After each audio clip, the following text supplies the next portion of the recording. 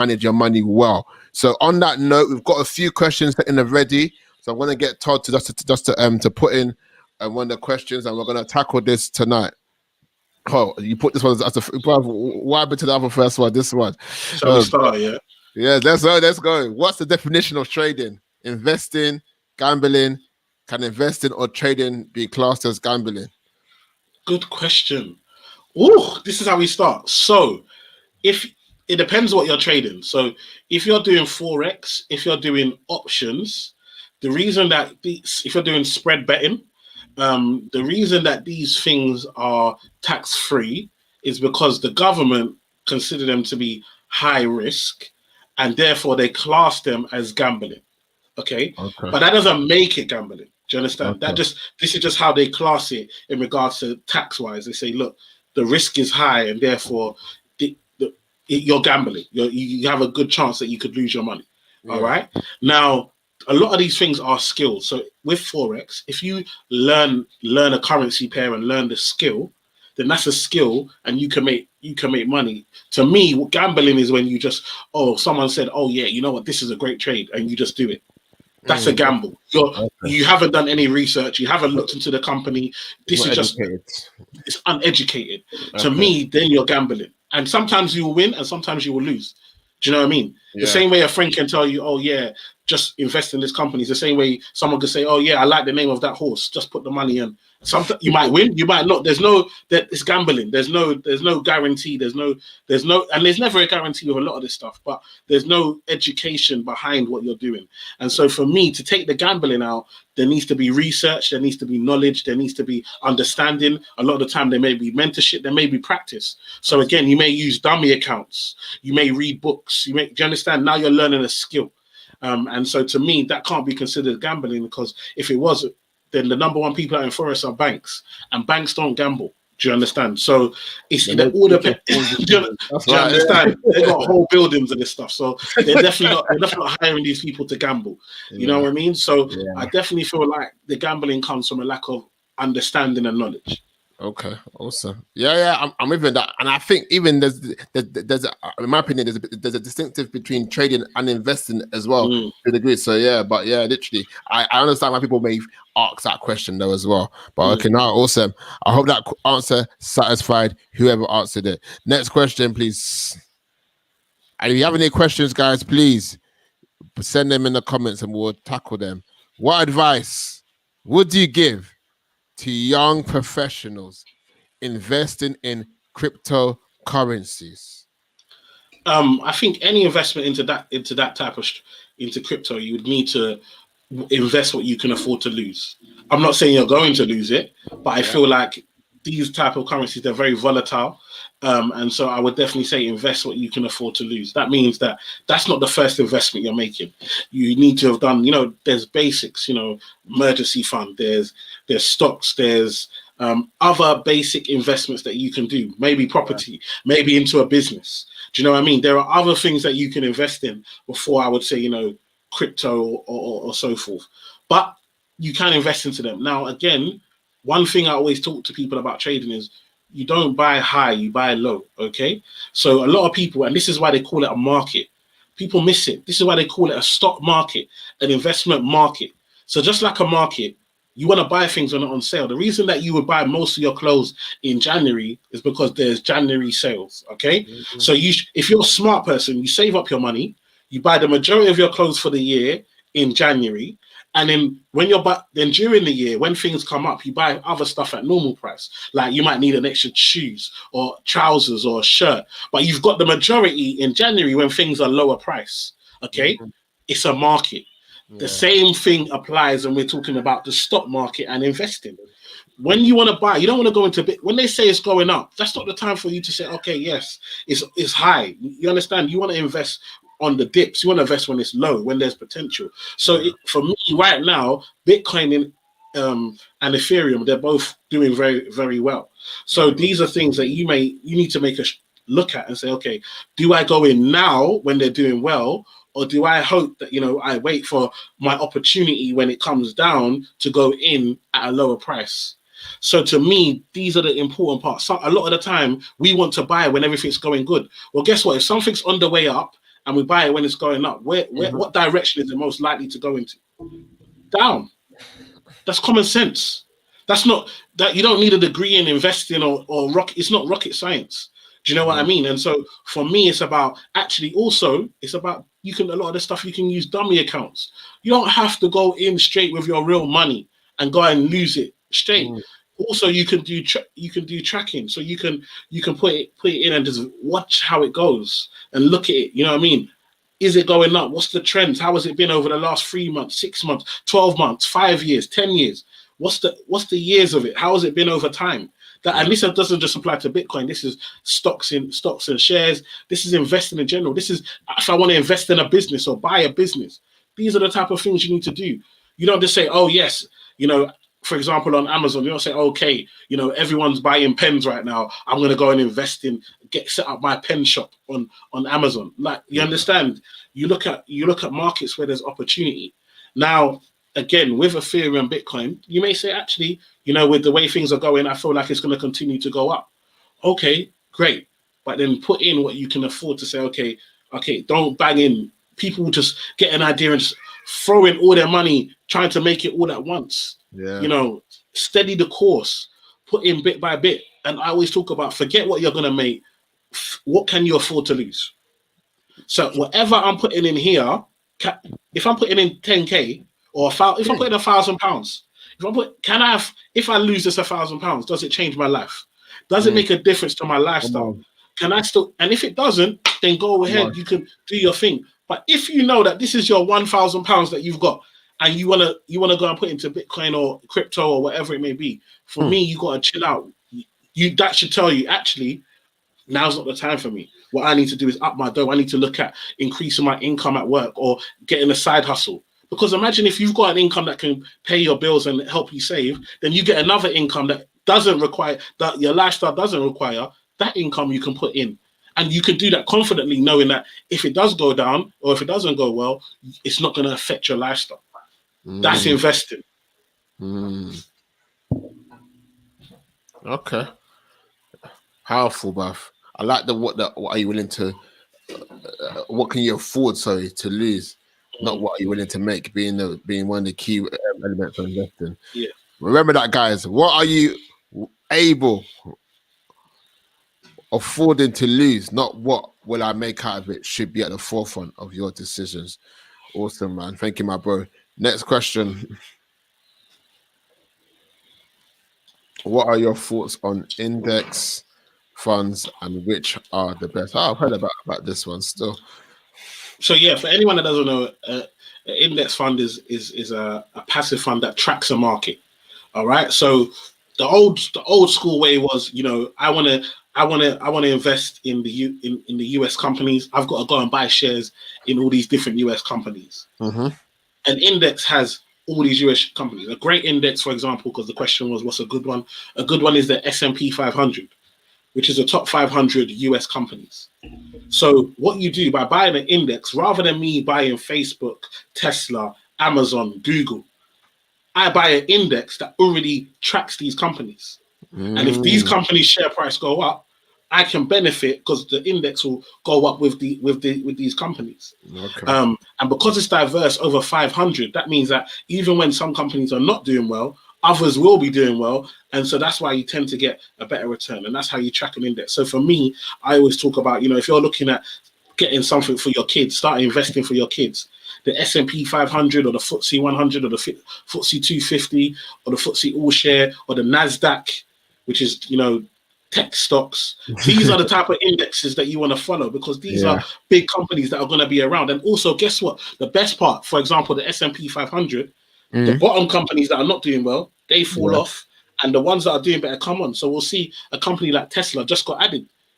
So the Tesla's on there. So again, you can own Tesla stocks and that's great. But also you can get Tesla and all the other ones as well. So for me, if I've got kids and I'm thinking, what should I do with their junior ISA or they're investing?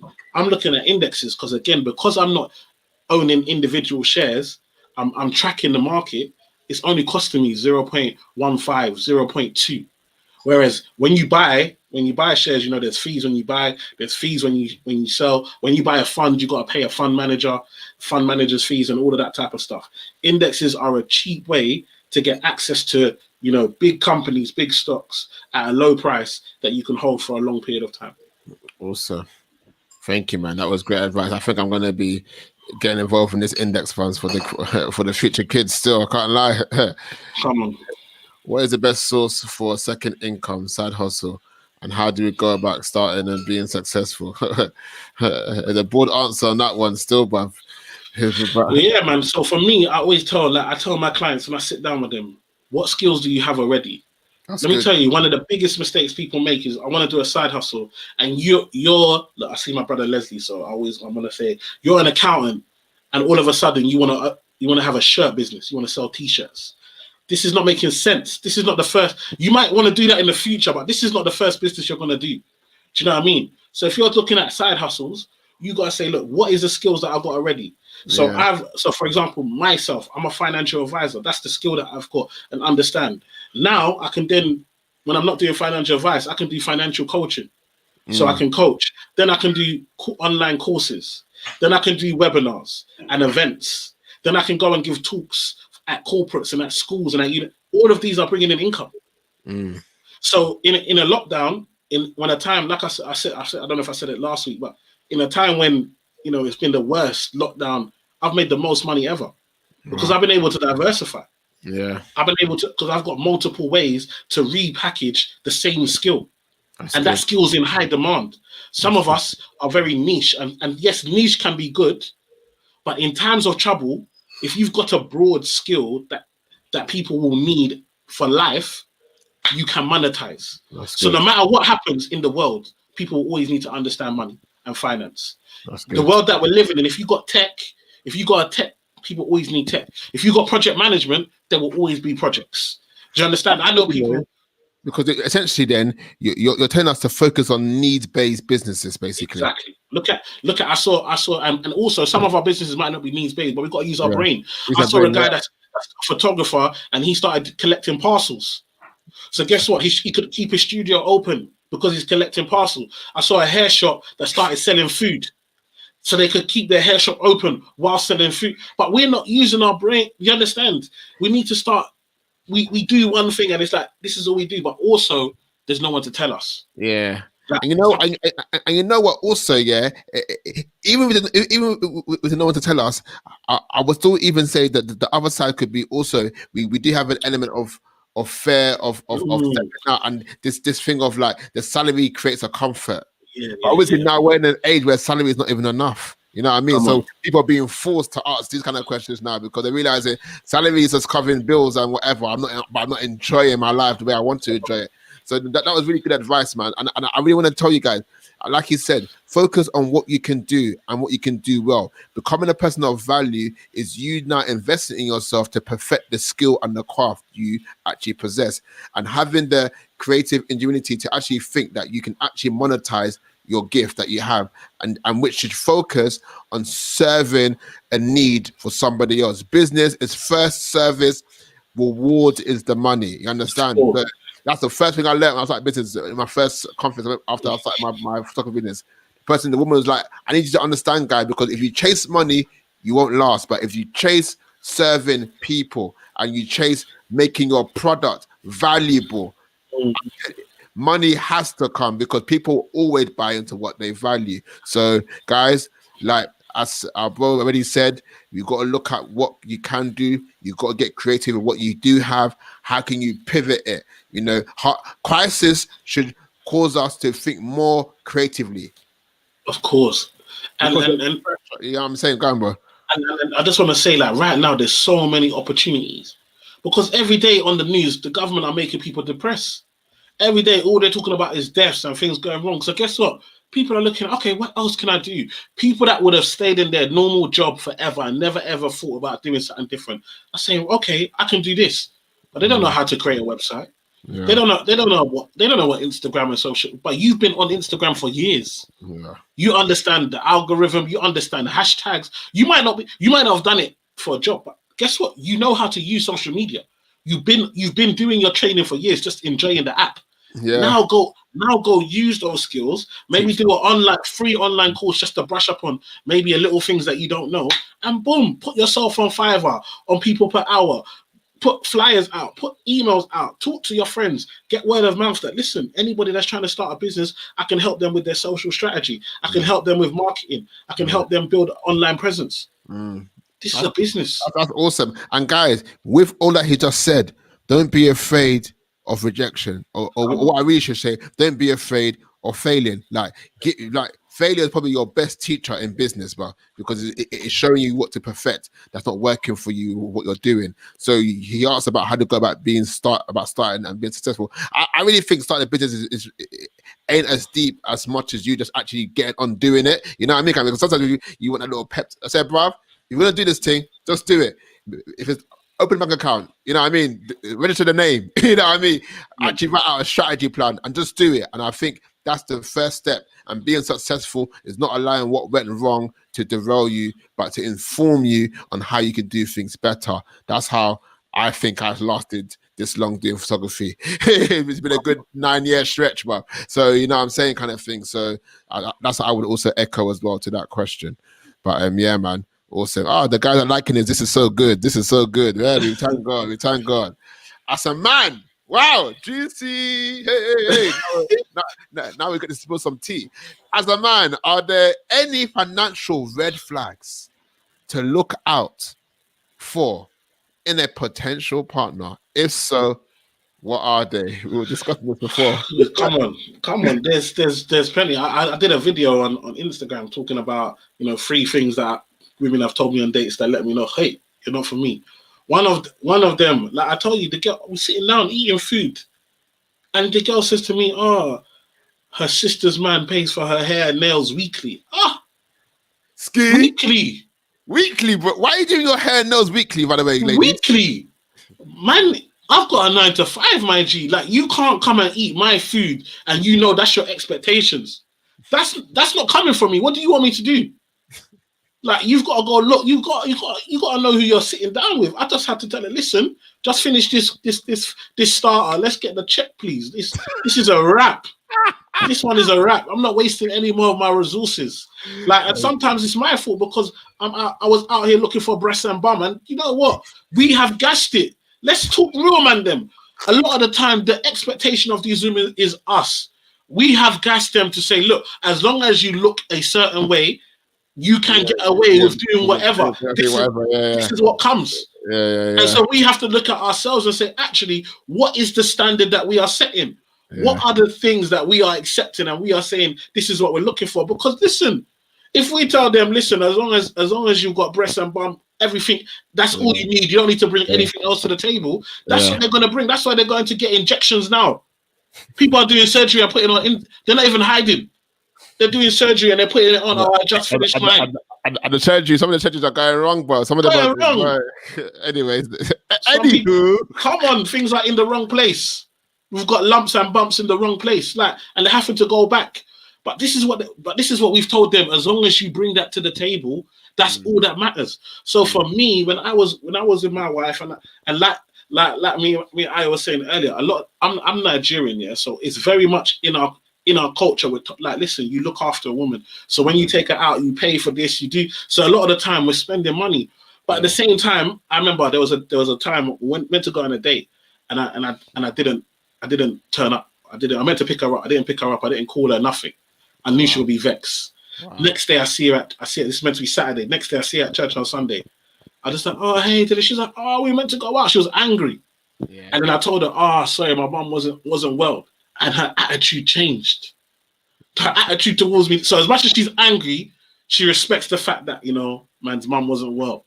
Do you understand? And for me, that was like, I'm not saying play games. We shouldn't play games, but for me, I just wanted to see, are you really for me? Do you understand? Because them times I had company car from the bank. Do you know what I mean? I had a lot of things going for man. Do you know what I mean? But also hands. Like for example, I remember there were times when I used to hang with my wife, and I'd be like, oh, let's go here. She'd be like, oh no, let's just chill.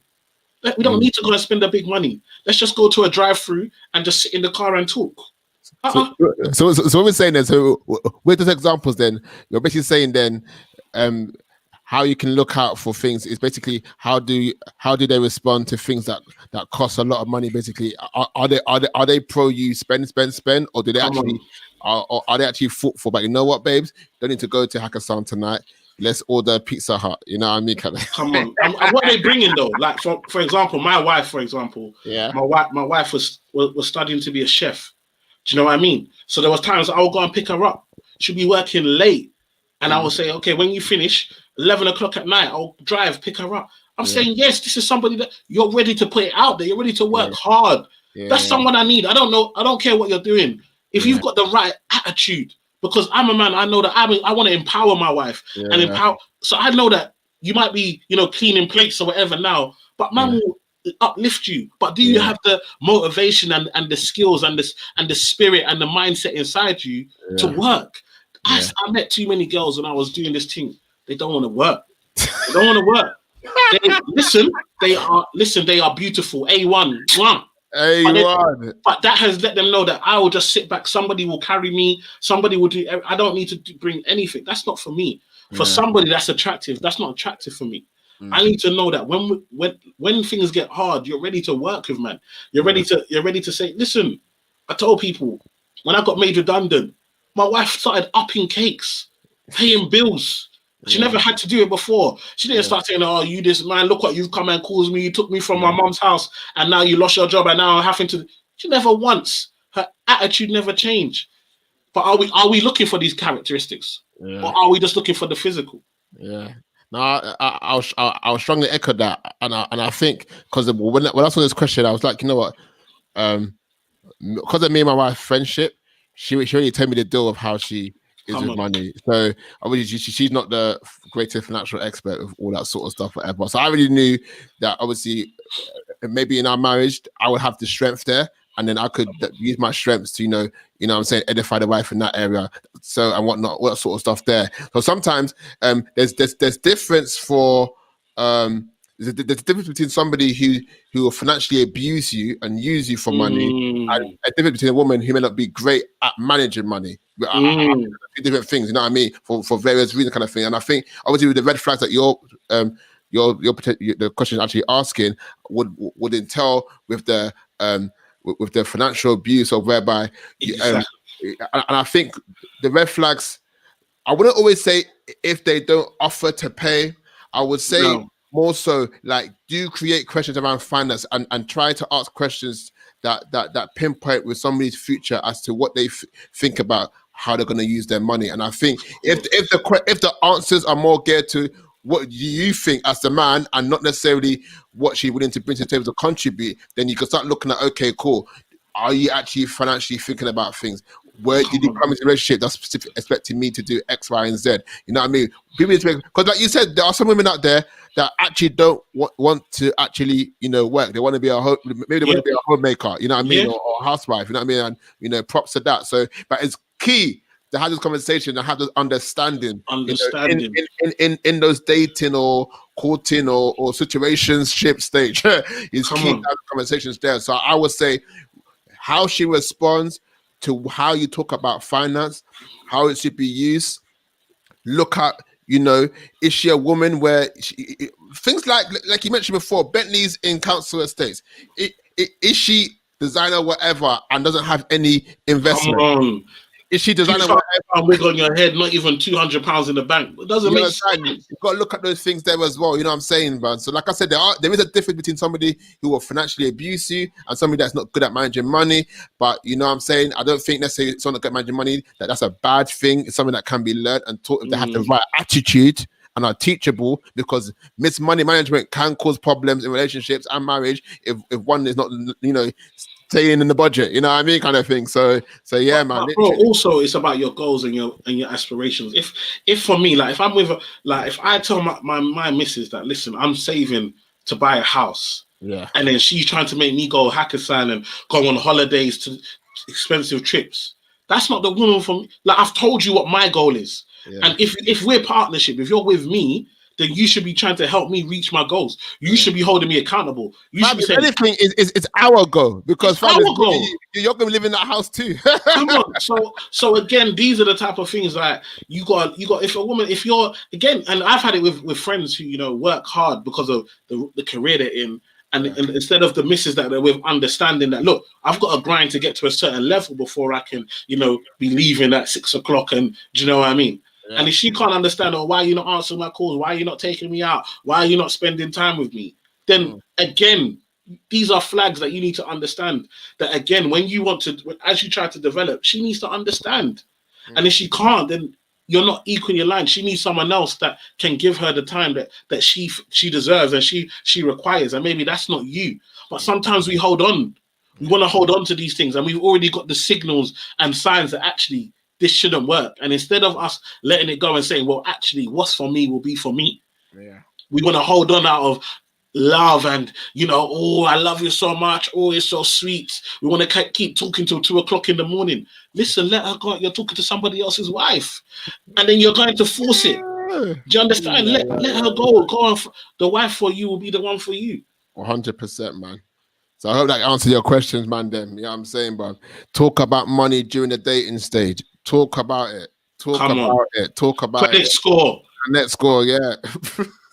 CCJs, what are you dealing with? What has she been doing? And you know what, bro? We're living in a time of two salary home. You know, this ain't. It's not 30 years ago or 20 years ago where a man could hold it down, bro. The reality is the cost of living now and how much we're earning.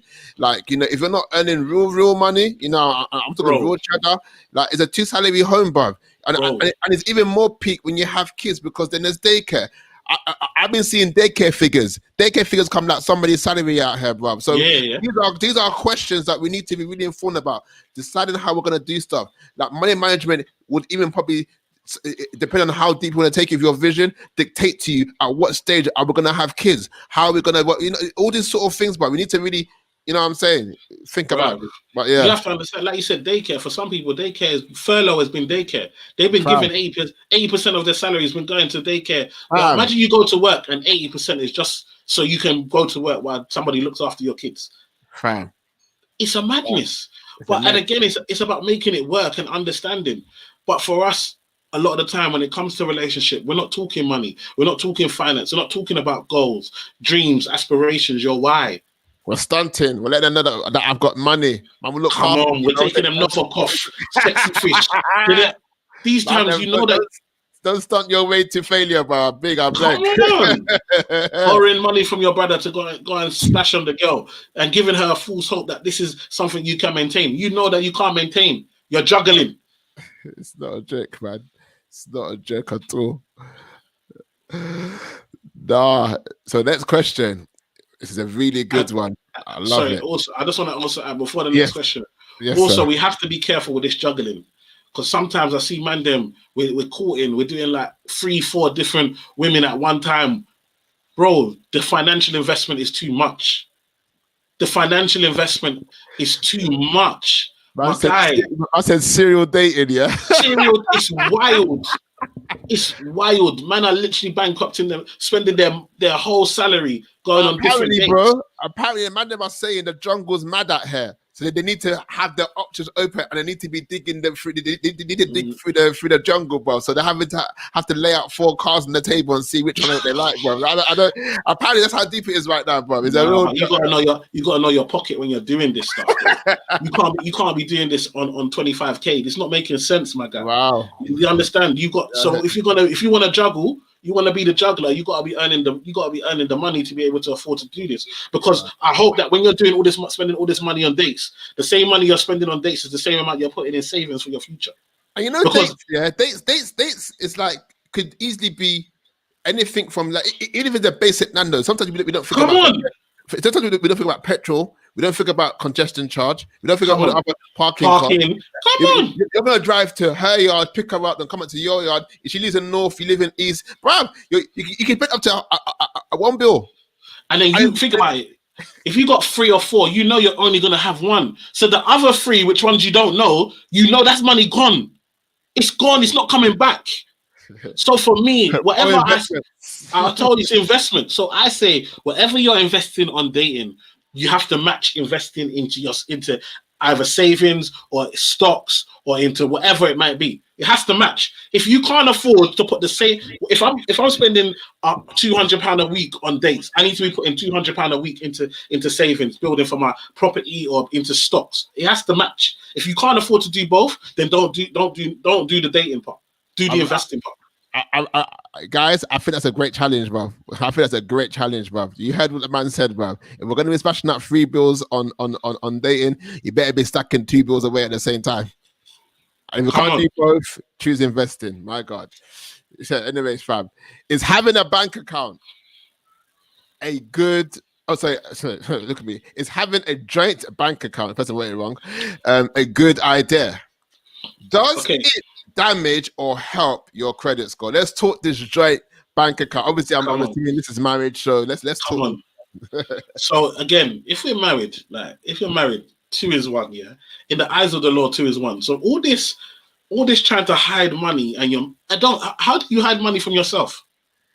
Would you put £5 in your left hand and then put it in your left pocket and think that the right side of you won't know that it's there? It doesn't make sense. Who are we hiding from?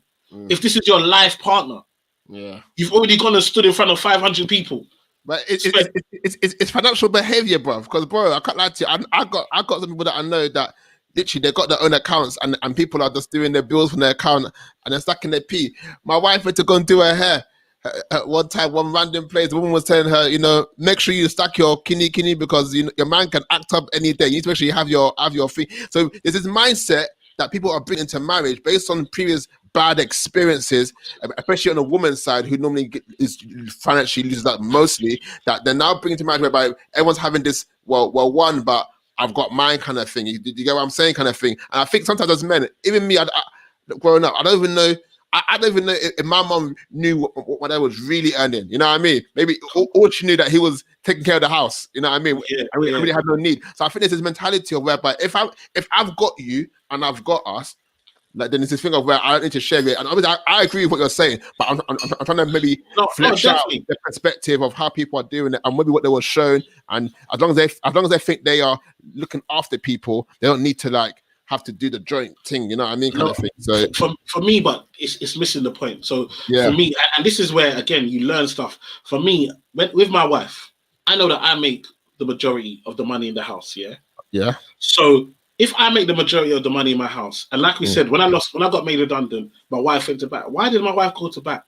Because she could see what the situation. It's not me coming to tell her, oh, I haven't got money. Go on. How does she know? How does she know that we are a team? We are a partnership. Do you understand? I don't know. For me, I always see it like wrestling. I used to watch wrestling when I was a kid, and you see your guys in there getting choked, and then you're holding the rope. Put your hand out. Just touch my hand. I'm ready to jump in. How can a man be ready? How can you ask your wife ready to jump in? You never showed her nothing. You've been hiding from her. You're almost enemies. So for me, we have a joint account. We have a bills account, and all the bills are put in there. Whether they're my bills, they're her bills, it's our bills. I don't understand this.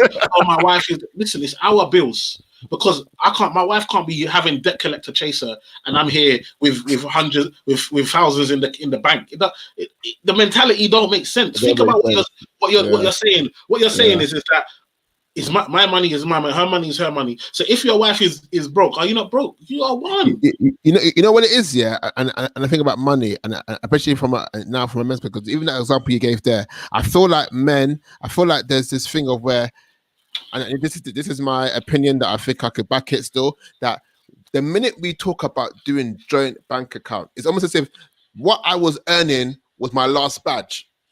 And what happened now, after if we join this account, I have to take this thing off. And it's almost as if you're going to see me for what I'm for see me in my entirety. Because a lot of us as men, we do kind of define ourselves by our money, you know what I mean, kind of thing. So there's the thing now where the woman now has access to the reality of all that you're doing, especially when it comes to money. And then there's this fear of loss of control rather than a mindset of teaming up together, that you know what, 2 is better than 1. If we can work together, we can obviously do more. And I think that the main reason why we wouldn't want to do it is, in my opinion, is pride. That's my honest opinion. I think for a man not willing to do that, it's pride. Obviously, now with the second part of the question brings another perspective to it, because obviously the credit score element is there too. So for instance, for me and my wife, our plan was always to joint an account.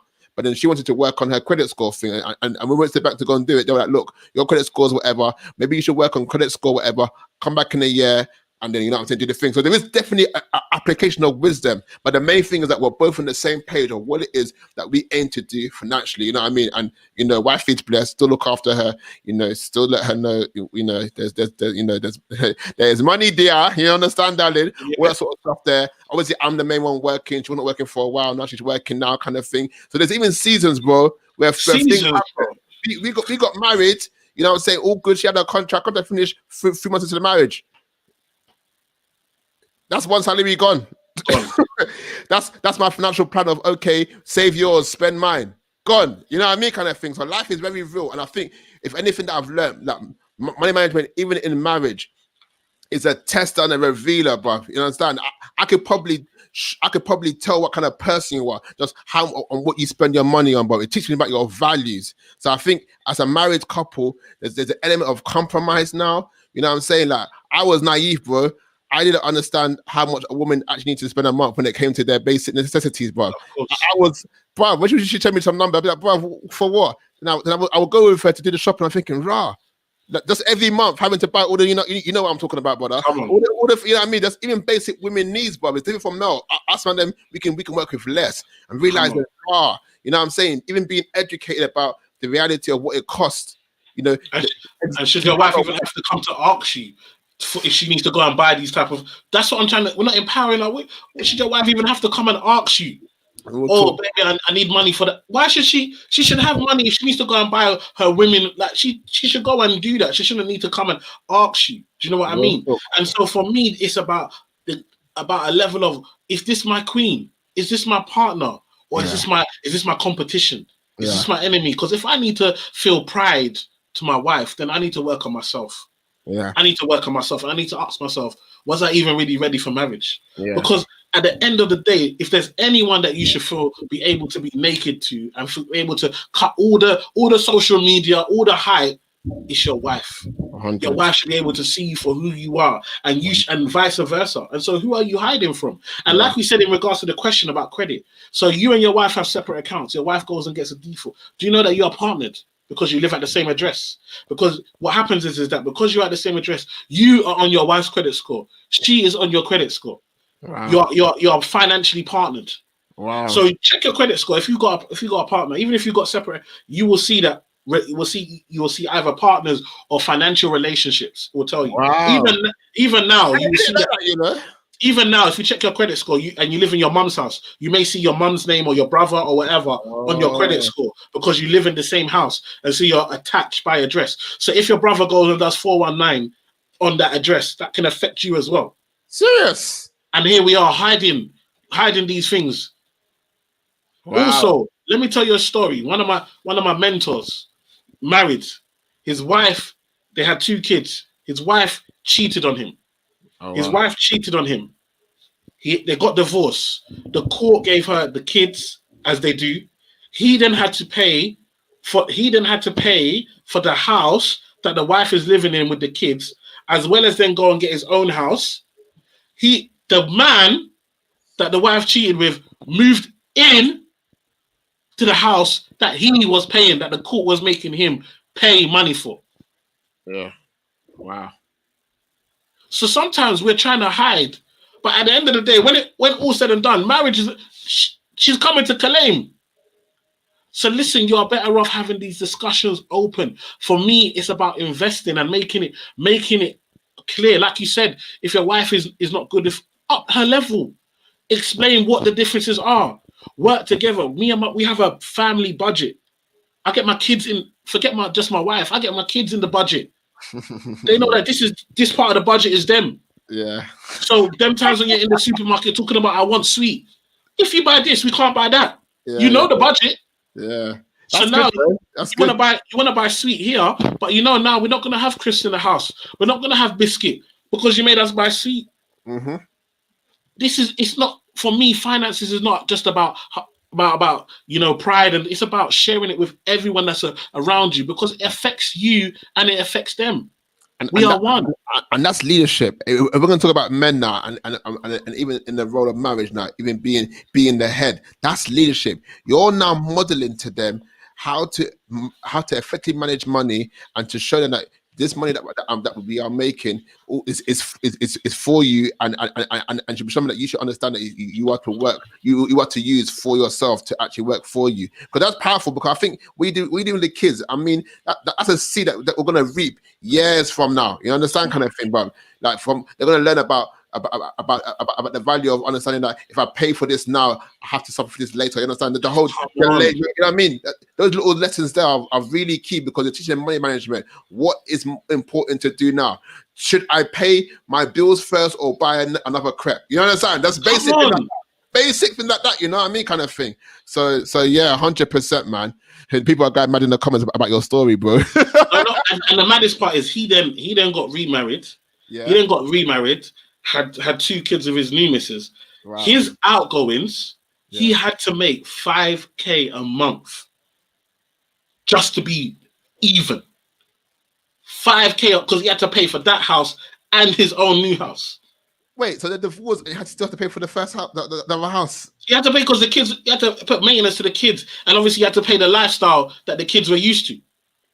These courts are not playing games. So what was the wife doing? The wife was doing nothing. When they were married, she was doing nothing. And this is another thing. Because what you lot don't realize is you get married to the woman, when she's looking after the kids, she was doing nothing before. So the courts will say it's expected that she has never been contributing. You have been paying for everything. So now, even if she goes and starts to get a job, the majority of it's not going to compare to what you are paying.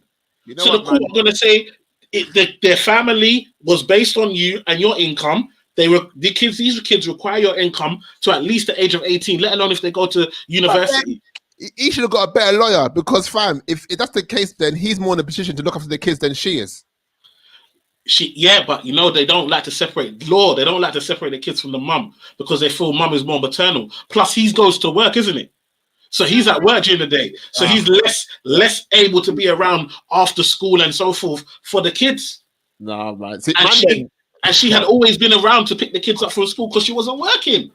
Bruv, sometimes you don't know the precedents that you're setting in your own house for life. Fam, man, then make sure your wife works. Yeah, make sure she's contributing. What? Nah. Next question, bro. What is your view on going back to building a black ecosystem like the one 100 years ago, Tulsa? Is referring to the millionaire. Black Wall Street. Black Wall Street.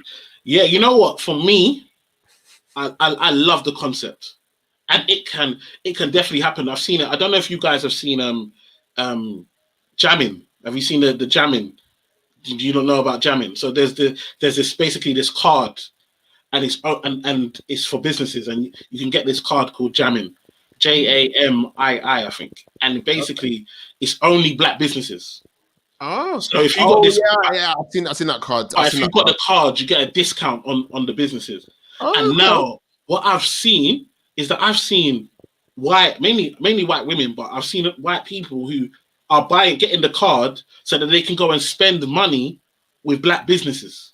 Come on, bring your coin. And listen, I know obviously no one's at work now, but when you go, like my office is in Canary Wharf.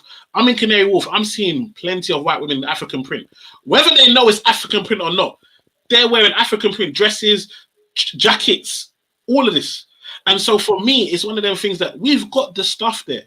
And so the problem is that we value other stuff. So for example, we love Italian brands, all these Italian fashion brands, Louis Vuitton, all this.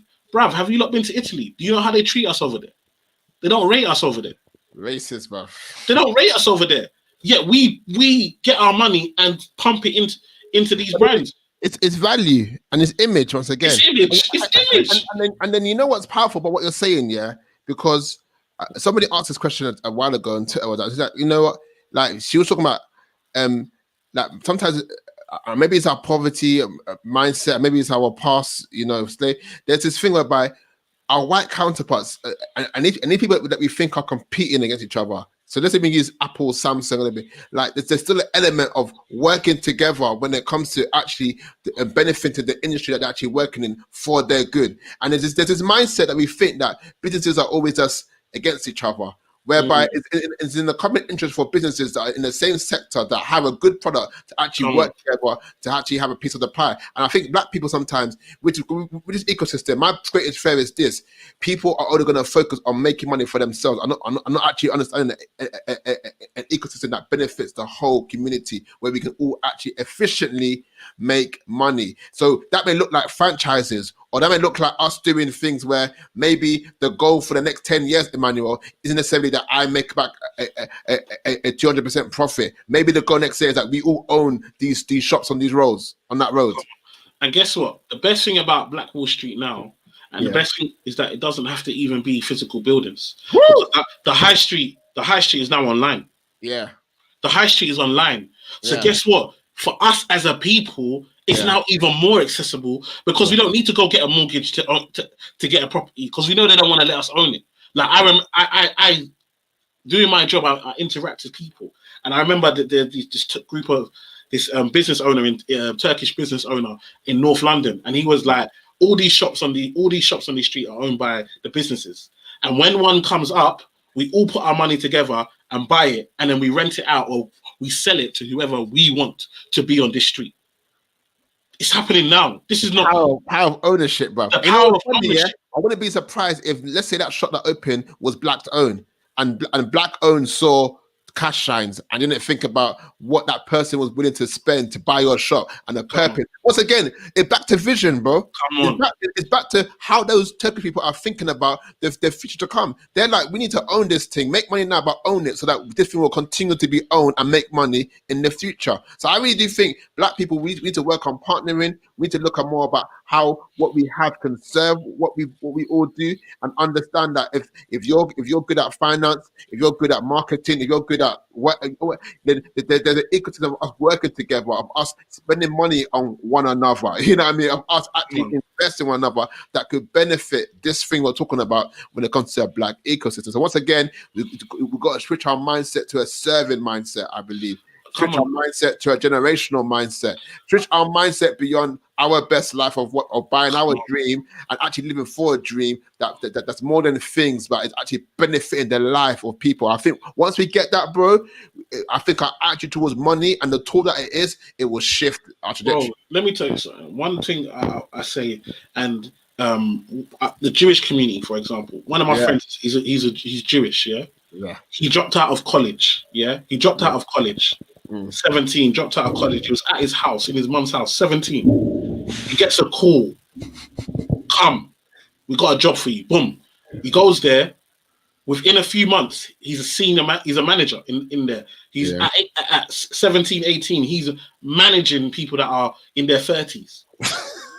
Now he owns a house out north by the canal, by the river, like living life, enjoying.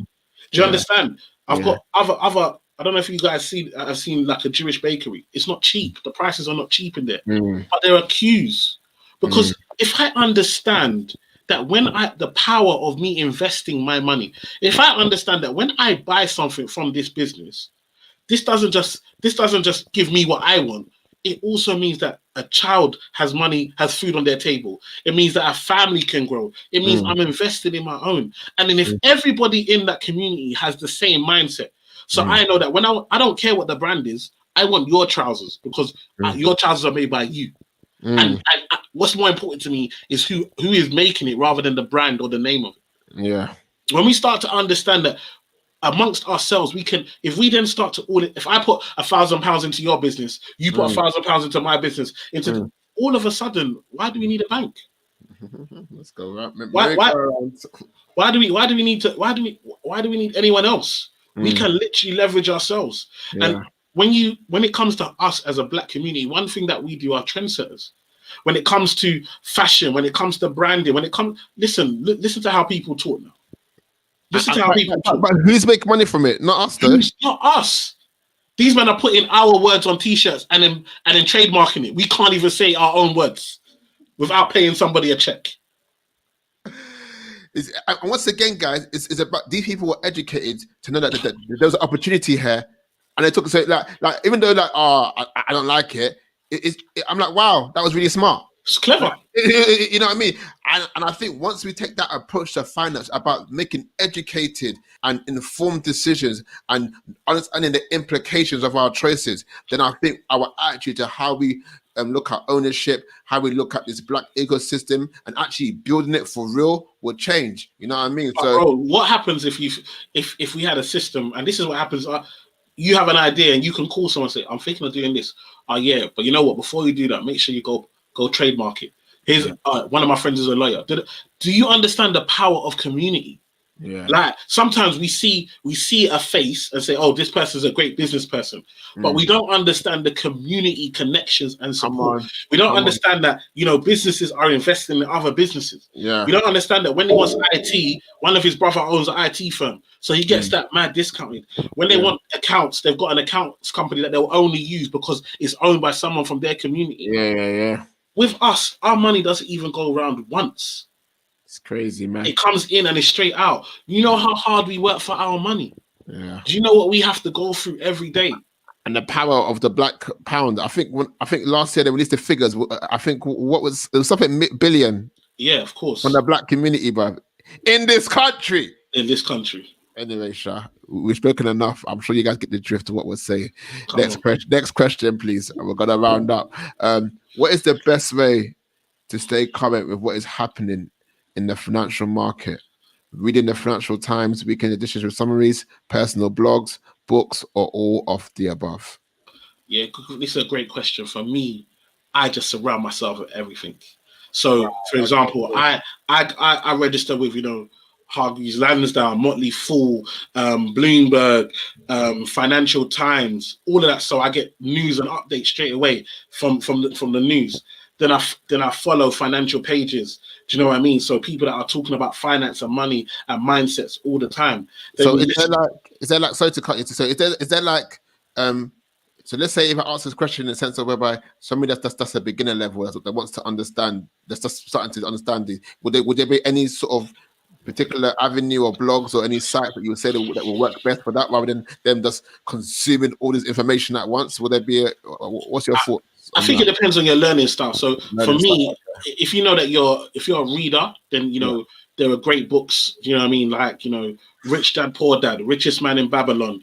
Do you know what I mean? That really teach. For me, that's the kind of basic. Then there's The Millionaire Next Door. Then when you want to start getting into, do you know what I mean? And the secrets of millionaires and riches and there's all these type of books that you can read. Habits, financial habits that can make you wealthy, and there's all these type of books that you can read.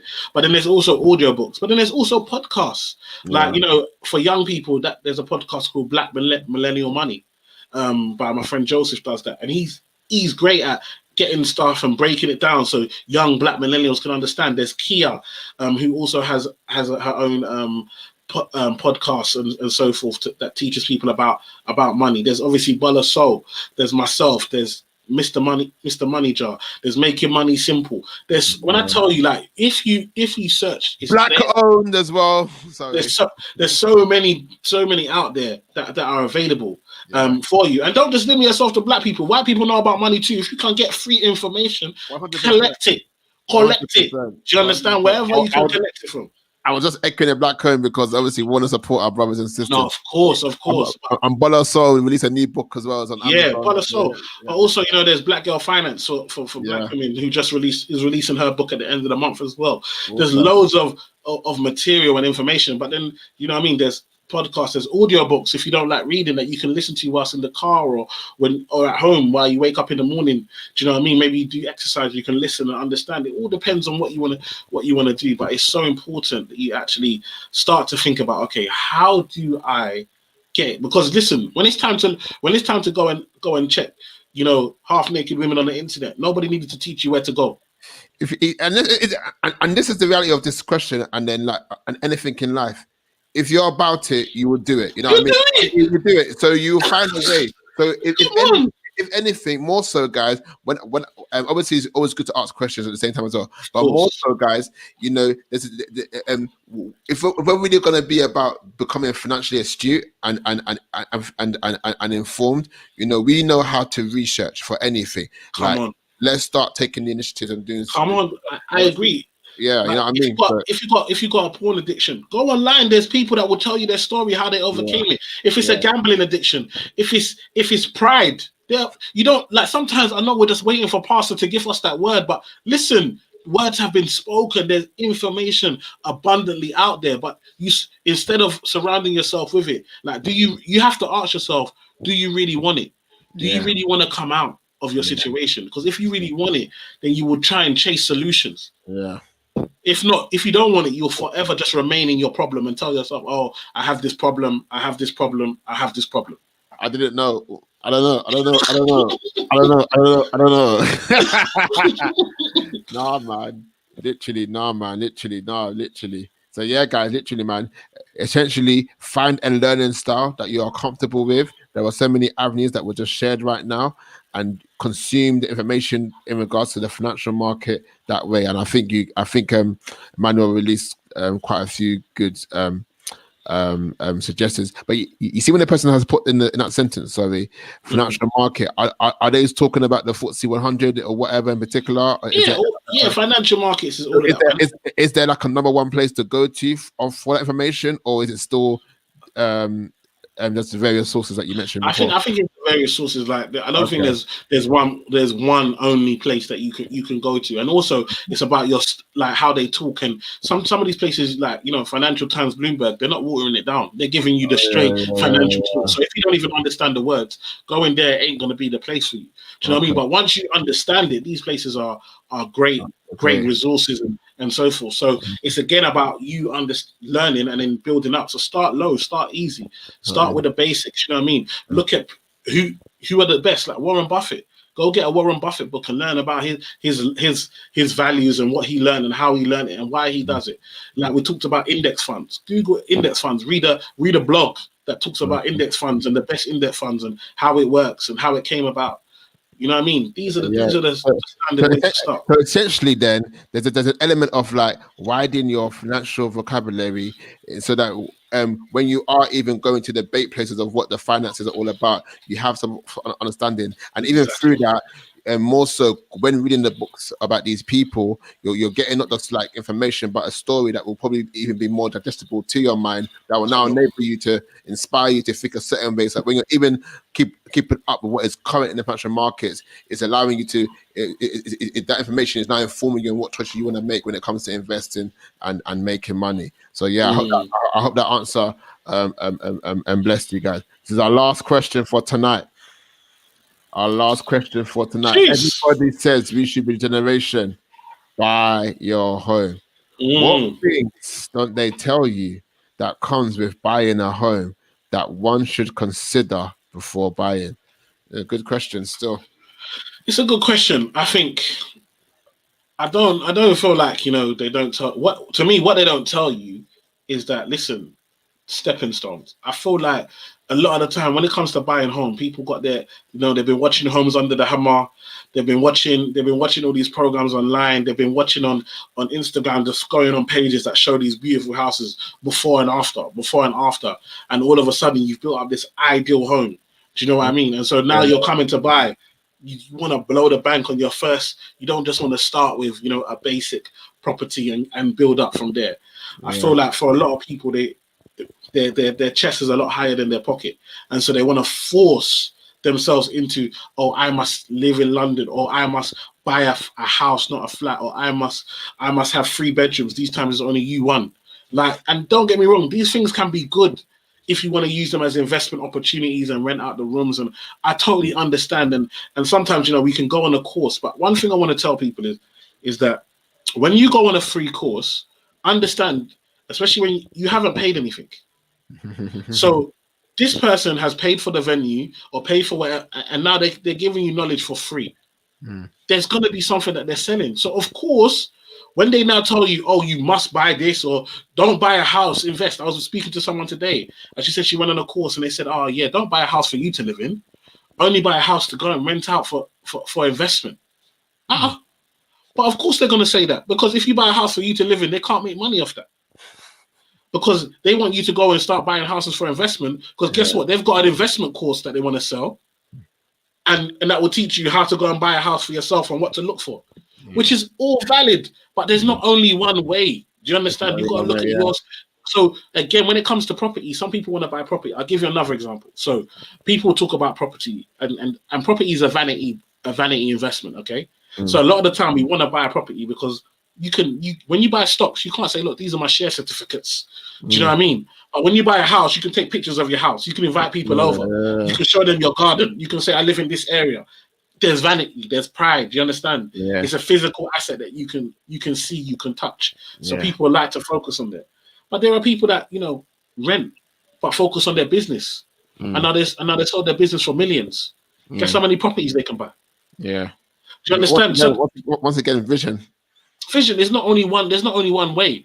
So it's about what's your why. For other people, they have no plan of living in the UK, so they don't want to have the pressure of buying getting a house, getting a mortgage, having to live in one area. They want to be able to move quickly because their plan is to live somewhere else. But again, for a lot of us, we don't have a plan. We don't know our why, and we don't have a plan. So this is why you can just literally go on the internet, someone say something that sounds really amazing to you, and boom, you've changed your whole life strategy. You're ready to quit your job. You're ready to jump on this new bandwagon of something you just heard. Why? You have no plan. And so you're waiting for somebody else to influence you, because that's what we want, influencers, influence you into a direction. And for me, I want you to lead your life. I want you to know where you're going and have a plan towards it. And then there'll always be opportunities, but only take the opportunities that take you in the right direction. I always use the example of Uber. There's Uber, when they're on the way home, they press a button and they will only pick people up. It will only bring people to pick up that are on their way home. Do you understand? So that they might be plenty of people in the area, but you're not going on my way home. So I'm not picking you up. And for me, I want you to have a plan. Don't just jump at every opportunity. Jump at the ones that make sense to where you're going. So with this question, I think also they may be trying to insinuate, because obviously people think all you do is save up for a deposit. Obviously stamp duty, obviously solicitors fees, obviously legal fees, administrative fees, all of that. And then also, if you're buying a flat, then you've got ground rent, and you've got all of that type of stuff. But also ongoing. So you've got a mortgage that you have to pay, and so you have to be careful on your highest income getting the mortgage at your maximum, because then a small change, a small redundancy, or a small loss of job or loss of income, and now you can't even afford the house that you're living in. Yeah. So understand that, these things are for 25, 30, 35 years that you're taking this mortgage out for. So again, it's about understanding affordability. But yeah, there are costs that people legal fees and conveyancing. So like doing a survey on the property. Yeah. That as well. It's cost, estate agent fees, mortgage advisor fees.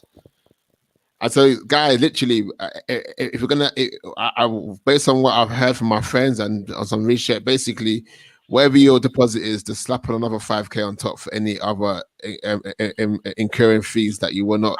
Moving costs. People don't think about moving costs. That's true. The boxes to pack your stuff into. Stuffing. How are you gonna move? Especially if you're living, you can't afford to buy where you live. Now you're shipping yourself 1 hour and a half. You're gonna be going back and forth in your car. Come on, do you know what I mean? That's true. So these are all things that you got. I know people, even like furniture. So if you're going from your parents' house to buy a house, you might not have anything. Yeah. So I've had people use all their money to buy a house, and they're sleeping on mattress. Yeah. I'm talking. That's a real one, guys. That's a real months. One. Yeah. Mattress and television that was in their room. That's it. Yeah. They ain't got no sofa. They ain't got no plates. They're buying paper plates and plastic forks. Like they got red cups all over the place. Like they're doing party. Like they ain't got no cutlery. Do you understand? They're trying to make do. Yeah. So you have to. And sometimes it's because you restrict yourself. Do you know what I mean? You've put all of your money into the deposit, and you wasn't prepared for the other stuff. Yeah, literally. So wisdom says, guys, like everything what you're hearing us say and laugh about, talk about, is essentially, look, when you're buying a property, don't just think deposit. Think about what you're gonna do when you get into it. Think about, Rob, for those of us that are leaving our parents' house, broadband. There's so many other things, bruv. The council tax will come and slap you as well. You know what I mean? You know what I mean? So you got to think very strategically about, the move into the house as well as getting the house. You understand, kind of thing. If you like sleeping on the floor on the mattress, do you? You know what I mean? If you like not having a sofa before, well, do you? But what I'm saying, but you want to make this move smooth and traditional and effective and comfortable for yourself. You got into your place, you want to sit down on your sofa and what, what I mean? You got to think about like the TV stand. You know what I mean? Like coffee table, mug. I mean, like the rug. But it's bare cost, You know what I mean? So obviously, pace yourself. Don't need to get everything at once. That's not what we're saying. But we are saying think about things you wouldn't normally think about. That will be a let's say thing for you to transition into that new property. So yeah, man, my bro, I want to thank you once again for your input tonight, man. I want to thank you for all of your words of wisdom, your intelligence, all of that stuff, man. It's been awesome tonight. There's been great questions. Thank you, guys. And there's been great answers. But these last 2 weeks, especially last week, you really poured into us, gave us insight, gave us technique, challenged us, in the area of like our desire behind money. You know what I mean? You challenge us beyond the money and to who we are, which will eventually change how we manage money. So even if we talk Bible now, guys, the Bible says that wherever your treasure is, your heart is also. You know what I mean? A few verses later, you can't serve God and love money. Come on. Choose one or the other. You know what I'm saying? Don't labor for things that perish. Labor for that which is eternal. That means the way we use money now should be in a way that advances and enriches our lives, that reflects Christ, that will cause us to bring about change to society and cause us to look after our family and will cause us even to extend and prosper the kingdom. So the reality of this, if I give you my secret desire behind men and money, I want us to be taught and educated and informed in how we can better our lives, better our family lives, better our community lives, and also better the advancement of the kingdom. Because as you guys all know, money rules this world. Money's not going away. You're paying money right now to watch us. It's that deep. Nothing for nothing. So we need to have a renewed perspective to money, how we can use money, not let money use us. And always, you know what I'm saying? If I can say last 2 words, have value and have vision, V squared. Possess value and have vision. Value yourself and have a vision for your life. Those 2 things will put a restraint. They will demand you to have a goal and a plan for how you spend this, because you understand who you are, what you possess, what you bring to the table, and you understand where you are going. So, my bro, any last thoughts or words to share with us before we get out the building? You know what? I just want to say thank you again for the opportunity, and it's been a blessing to spend this time with everyone in the chat and just share my experience and knowledge and all the things that I've seen over the years, and hopefully it helps. But all of this means nothing if you don't make action. All of this means nothing without action. So it's great to listen, and I listen. Doing what I do, I know some amazing listeners. I've got people that every webinar, every live, every podcast, anything I do, they listen. Never action. Wow. And then they wonder why the situation stays the same. Wow. For me, like you can go to church, you can listen, pastor can tell you listen, action must come. So for me, and another big thing, don't put off tomorrow what you can do today. Come on. Okay? So listen, right now, don't wait and say, oh, I will make a plan tomorrow, or I will get to this tomorrow. Listen, when you've come off this, just have certain thoughts, goals, plans, changes. What are things that you're going to do? What have you learned? What are you really learning? What are you saying? I'm going to put into action from today. Forget tomorrow. Yeah. From today. Yeah. From right now, I'm going to do this. Yeah. From right now, I'm no longer going to do that. Come on. What are you taking? These we can bounce and we can joke and we can smile. Listen, I'll smile all day. I'll smile all day. Guess what? We know this stuff. We're making changes every single day. Yeah. That's why we can smile. Listen, I need you to understand that The only thing, the thing that's stopping you from getting to where you want to get to is you. It's you. You can't blame the devil, but It's you. you can't blame the devil. It's you. It's you. And so you must say to yourself, and I leave with this one: just 1% better. Just please forget the big. Oh, I'm gonna change my whole finances. I'm gonna. What can you want? What can you do 1% better? That's good, man. What can even if that says, listen, normally I wake up at 7:30. I'm gonna wake up at 7. You've done 1%. 1%. Just that alone, you're 1% better than you were yesterday. That's good. Just do small, and let me tell you, in 100 days, you will have improved 100%. Hey, Shabu Sayaba. But we always want the big. No, it's true. The big.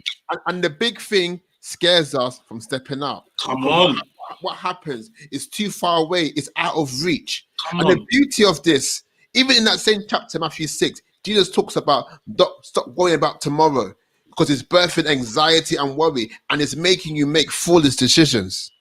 Today has enough trouble of its own. What can you do today that will be a predictor of your tomorrows? Because essentially, bro, we live life out in days. The Bible says you walk by faith, not run by faith. That means walking is one step at a time. That means literally God is expecting us to add another brick to what we laid yesterday. He's expecting us to take one step at a time in all that He's called us to do. He gave us days, He gave us hours, He gave us minutes, seconds for a reason, and they happen in moments. So if we can master the moment, you can master the century, you can master the year, because you now have let the discipline of owning today. You understand? And today's seed is tomorrow's harvest. You understand? Powerful. It's life changing. And what you said is powerful. 1% better. I'm gonna take that still. I'm right on my No, but bruv, it's powerful when you realize that actually I don't have to have drastic change. I don't have to, like, I'm still a work in progress. I'm still getting better. But I can do something. I can do one thing that will make me better. Yeah. And just focus on that.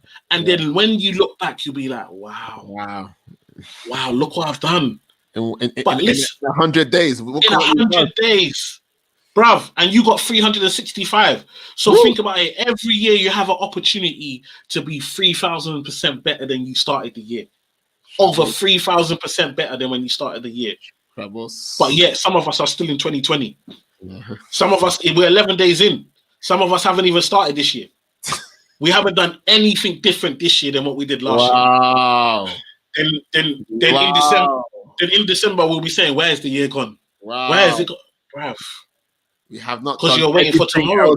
Different from what we have done last year. We haven't grown. The year is going, but we're not growing. Come on, that's a lot, bro. I want to honor you and thank you once again. And on that note, of the 1%, we have our Model Man Challenge. We are challenging all men to find one man, one boy that they can mentor this year. We want you to share your manhood experience, just to share your life with them, to speak with them at least twice a month, and do this for a whole year. We want to actively engage in raising up the next generation of men by sowing into their future and into their present state right now by sharing our lives, sharing the 1%, sharing the 100%, sharing our failures, sharing our wins, our losses, giving them wisdom so that they can even start life better at an earlier stage, that they don't have to go through unnecessary pain that we have gone through. So all of you men, I want you to find a nephew, I don't know, a cousin, whatever. By the end of this month, find one man that you can talk to twice a month. FaceTime, call them, and just share your story with them. Share your life. Check in with them. Ask them, how are you? Ask them, what do you think about this? Teach them what you've learned here. Impart into them, and make them come into a place of accountability. And do this for 1 year, and let's see what happens if we can just do this one man at a time. You know what I mean, bro? And we can change a whole generation of men becoming, mature, respectful, what I'm saying, mature men that are able to carry what it means to be a man in its truest form. So that's our challenge this year. That's our goal this year. We want to really act out, like you said, man of God. Take action on what we're hearing and see somebody else's life change. But on that note, I'm going to pray and then we're going to come out of this place. So, Father, I just want to honor you and thank you for tonight. We want to thank you for all of the wisdom, the insight, the revelation. We want to thank you for all that you have sown in these last 2 weeks. And we're asking today, Father, that let not these words fall on deaf ground, on bad ground, on deaf air. Let this word so deep into their hearts and reap 30, 60, 100-fold. Let this word tonight be like a seed that will grow into a forest, oh God, where you will teach these men the art of multiplication, and where they will take one thing and multiply it and create many streams that will not just feed themselves but feed community, that will feed nations, that will be the thing that will change the trajectory of the future of mankind. We're praying that even tonight you will raise up people that will become innovators, that will shift to the trajectory of how we connect and what we do.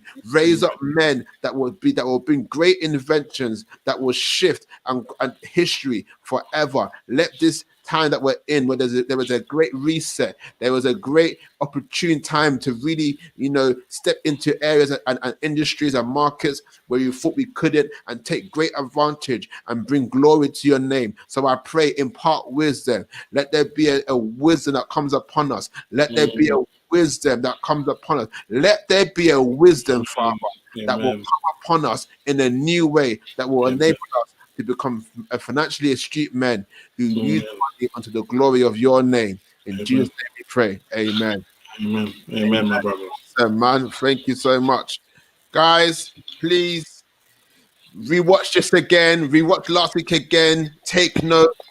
Last week, bro, you told us, write out how much does it cost to be you?